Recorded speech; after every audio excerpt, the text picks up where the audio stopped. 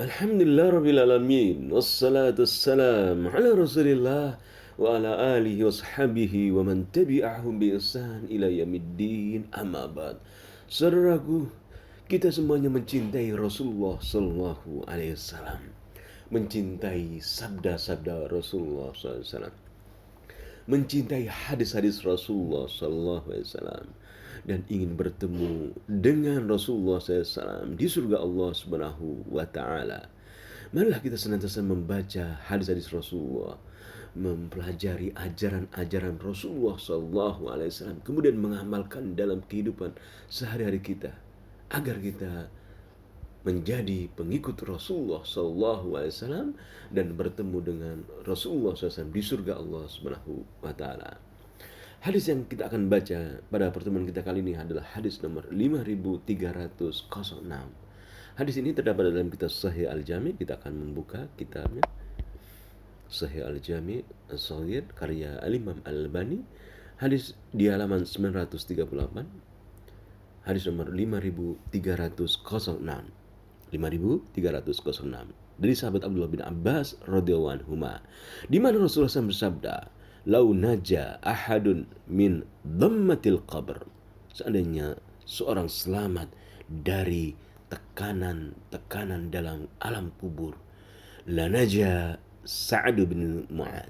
Pastilah sahabat Sa'ad bin Mu'ad akan selamat. Selamat. Walaqad dhammatan, dan sahabat Sa'ad bin Mu'ad tatkala dikuburkan, ditekan dalam kubur, thumma rukhiya anhu, namun Allah meluaskannya, membebaskan tekanan dalam alam kubur sahabat Sa'ad bin Mu'ad. Kita akan membaca hadis ini dalam bentuk yang lain dan baca penjelasannya. Hadis dari Abdullah bin Abbas radhiyallahu anhu, sahabat perawinya, periwayat hadis ini adalah sahabat Abdullah bin Abbas radhiyallahu anhu dalam kitab Sahih Al-Jami, hadis nomor 5306. Lau naja ahadun min dhammatil qabr. Seandainya seorang selamat dari tekanan saat dalam kuburan, saat dia dikubur oleh Allah, dikubur ya, dalam mati dikubur, la naja Sa'ad bin Mu'ad. Pastilah sahabat Sa'ad bin Mu'ad selamat. Walaqad dhammatan. Sahabat Sa'ad bin Mu'ad tatkala dikubur mendapatkan tekanan, namun summa rukhiya anhu, namun Allah meluaskannya, memberi keamanan padanya. Mari kita lihat hadis ini, kita membaca penjelasan sedikit tentang hadis ini. Kana li Sa'ad bin Mu'ad radhiyallahu anhu mazidu fadlun fil Islam urifa wa muyyiza bihi. Sahabat Sa'ad bin Mu'ad adalah sahabat yang punya keutamaan, punya keistimewaan. Dia seorang tokoh Aus ya. Kita ketahui sahabat Ansor terdiri dua suku, suku Khazraj dan suku Aus. Dan sahabat Sa'ad bin Mu'ad ini pemimpin suku Aus. Dia meninggal dunia dalam ketiga perang Azab telah usai. Wa hadal hadis yarwi Abdullah bin Abbas radhiyallahu anhuma annahu lamma dafana Rasulullah sallallahu alaihi wasallam Sa'ad bin Mu'ad. Hadis ini diriwayatkan oleh sahabat Abdullah bin Abbas yang menceritakan saat Rasulullah SAW menguburkan jenazah sahabat Sa'ad bin Mu'ad, wa kana qad mata fi ghazwatil Ahzab. Dia mati dalam perang Azab ya, di lengannya terkena lemparan senjata, dan kemudian dia dirawat, diletakkan di Masjid Nabawi, kemudian meninggal dunia, mengeluarkan darah, mengucurkan darah, kemudian meninggal dunia. Wa kana qad mata fi ghazwatil Ahzab. Dia meninggal dalam perang Azab. Qala law naja ahadun min dhammatil qabr. Rasul mengatakan kepada saat itu, dengar oleh Abdullah bin Abbas radhiyallahu anhu tatkala mengubur sahabat saat ini, seandainya seorang selamat dari tekanan-tekanan dalam alam kubur, tanah. Ai law naja ahadun min dhaghdatil qabr.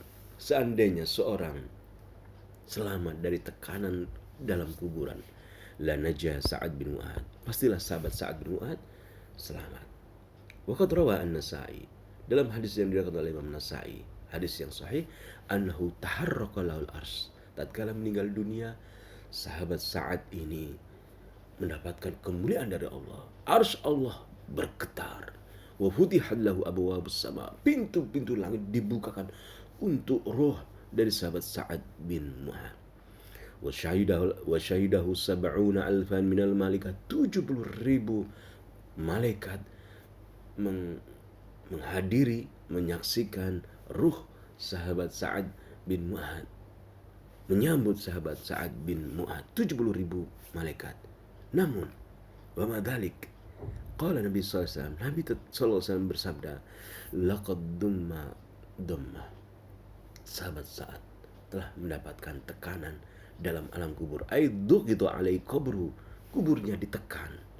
Namun thumma rukhiya anhu, ay thumma farrajahallahu anhu, namun Allah SWT meluaskannya, wa wassa'a alaihi, membebaskan dari tekanan. Qila bisa bibitil kallama, ada pendapat tentang tekanan, sebab tekanan dalam kuburan ini, innaha ghairu muhtassatin bi Sa'ad bin Mu'ad duna ghairi. Tekanan dalam alam kubur itu dialami oleh seluruh makhluk yang ada di dalam, yang tatkala dia dikubur, bukan khusus pada Sa'ad bin Mu'ad. Bal hiya lis-salih wat talih, orang yang soleh, orang yang baik, orang yang toleh, orang yang tidak baik juga mendapatkan tekanan. Walakin, akan tetapi, al-farqu dawamuha, perbedaannya adalah dari sisi lamanya. Lil kafir, orang kafir mendapatkan tekanan yang lama sekali. Wakila, ada pendapat yang lain, wa ma min ahadin, tidaklah seseorang illa waqad alamma bidan bin ma, dia mendapatkan sesuatu balasan karena suatu dosa yang dikerjakan. Wa tudriku hadid dagdatu, dia mendapatkan tekanan dalam kuburannya itu, jazaan lahu, balasan dari dosa yang dia lakukan. Thumma tudriku rahmah, namun Allah memberikan rahmat padanya.